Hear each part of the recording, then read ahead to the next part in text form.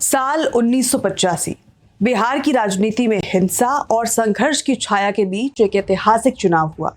कांग्रेस ने इस चुनाव में जोरदार वापसी की और 196 सीटों पर जीत दर्ज कर सत्ता पर कब्जा किया। लेकिन इस चुनाव की कहानी सिर्फ जीत की नहीं थी, ये थी हिंसा, सामाजिक और जातीय गोलबंदी और राजनीतिक अस्थिरता की भी कहानी। आइए जानते हैं इस चुनाव की पूरी कहानी को। 1985 का चुनाव शांतिपूर्ण तो नहीं था। विक्रमगंज, सीतामढ़ी, दलसिंह सराय, मोतिहारी, बेतिया, इन इलाकों में हुई हिंसक घटनाओं ने चुनावी माहौल को बिगाड़ दिया था। मसौड़ी, हटिया और नालंदा के प्रत्याशियों की हत्या कर दी गई। कांग्रेस प्रत्याशी जनेश्वर प्रसाद सिंह को उनके कार्यालय में मार डाला गया। निर्दलीय प्रत्याशी विष्णु महतो हटिया और महेंद्र प्रसाद नालंदा भी इस हिंसा के शिकार बने। बोकारो के निर्दलीय प्रत्याशी बनवारी राम की मौत भी संदिग्ध परिस्थितियों में हुई। इससे साफ था कि चुनाव की तैयारी केवल वोटिंग तक सीमित नहीं थी, अब सुरक्षा सबसे बड़ा मुद्दा बन गई थी। चुनाव आयोग ने स्थिति को नियंत्रण में रखने के लिए पैरामिलिट्री की 200 कंपनियां तैनात कर दी। पटना में चुनाव आयोग के सचिव आरपी भल्ला कैंप कर रहे थे। हर बूथ पर स्थायी पुलिस बल और होमगार्ड तैनात थे। बिहार पुलिस और होमगार्ड को भी सुरक्षा में लगाया गया था। लेकिन बावजूद इसके चुनाव हिंसा से पूरी तरह मुक्त नहीं रहा। कुल 1317 हिंसक घटनाएं हुई, जिनमें से चुनाव के दिन 310 घटनाएं सामने आई और 69 लोग अपनी जान गंवा बैठे। मतलब ये कि बिहार में लोकतंत्र का उत्सव एक तरह से खून और आक्रोश के बीच मनाया गया। हिंसा के बावजूद कांग्रेस ने शानदार जीत दर्ज की। कांग्रेस 196 सीटें, भाजपा केवल 16 सीटें, लोकदल 46 सीटें जो कि सबसे बड़े विपक्षी दल के रूप में उभरा, जनता पार्टी 13 सीटें, भाकपा 12 सीटें और माकपा 1 सीट, झारखंड मुक्ति मोर्चा 9 सीटें, निर्दलीय उम्मीदवार 3, कांग्रेस से 323 उम्मीदवार मैदान में उतारे थे और उनकी रणनीति काम आई।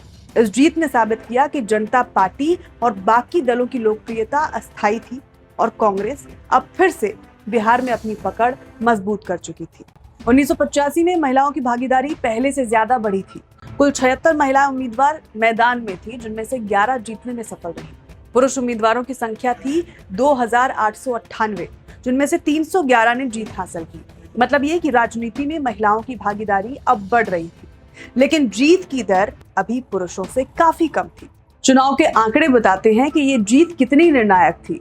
कुल सीटें 324 थी और उम्मीदवार 2994, महिला उम्मीदवार 76 और कुल मतदान केंद्र 54,538। राष्ट्रीय दलों का दबदबा 85.33%, वोट निर्दलीय 12.74%, क्षेत्रीय दल केवल 2%। मतलब ये कि चुनाव में राष्ट्रीय दलों ने पूरी तरह से अपना दबदबा बना लिया था और कांग्रेस ने इसका फायदा उठाया। चुनाव के बाद कांग्रेस ने सत्ता पर कब्जा कर लिया और बिंदेश्वरी दुबे मुख्यमंत्री बने।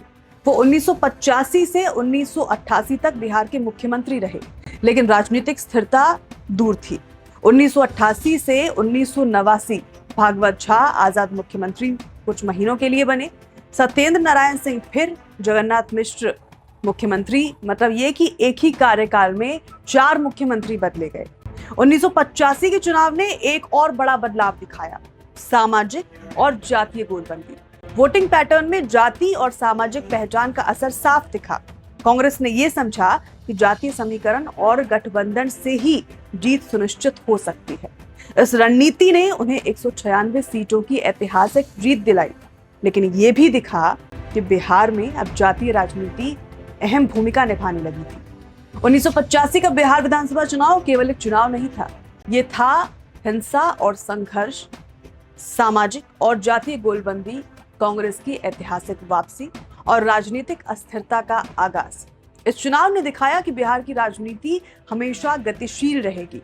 कांग्रेस की जीत भले ही शानदार थी, लेकिन इस कार्यकाल में 4 मुख्यमंत्री बदलने ने यह स्पष्ट कर दिया कि स्थिर सरकार की तलाश अभी भी जारी है, अभी भी बाकी है। और ये दौर 1990 के चुनावों तक चला, जब जनता दल की स्थिर सरकार ने नई कहानी लिखी। तो दोस्तों, ये थी 1985 के बिहार विधानसभा चुनाव की कहानी। हिंसा के बीच कांग्रेस की ऐतिहासिक जीत और अस्थिरता की शुरुआत। अगर आपको ये वीडियो पसंद आया हो तो लाइक और शेयर करना ना भूलें। हमारे चैनल YBM बिहार को सब्सक्राइब करें। अगले एपिसोड में हम देखेंगे 1990 के बिहार चुनाव की कहानी, जब जनता दल की स्थिर सरकार ने राजनीतिक स्थिरता की राह खोली। तब तक के लिए जय बिहार, जय लोकतंत्र।